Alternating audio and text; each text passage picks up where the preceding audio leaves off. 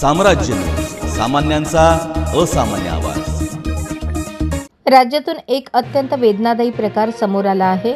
एका शिक्षक बापाने आपल्या 17 वर्षांच्या पोटच्या लेकीला नीट सराव परीक्षेत कमी गुण मिळाले म्हणून खून केल्याचा धक्कादायक प्रकार समोर आलाय।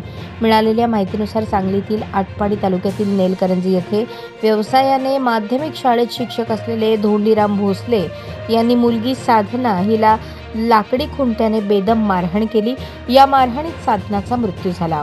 या घटनेनंतर साधनाची आई प्रीती भोसले यांनी पोलीस ठाण्यात तक्रार केली। रविवारी धोंडीराम भोसले याला अटक करण्यात आली।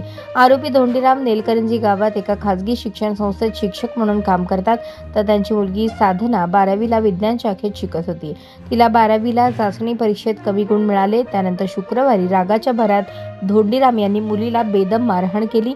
कमी गुण कसे मिळाले असे विचारत तिला लाकडी खुंट्याने बेदम मारहाण केली। त्यात साधना इतकी जखमी झाली की त्यातच तिचा मृत्यू झाला। या प्रकरणी धोंडीरामला आटपाडी पोलिसांनी अटक केली आहे।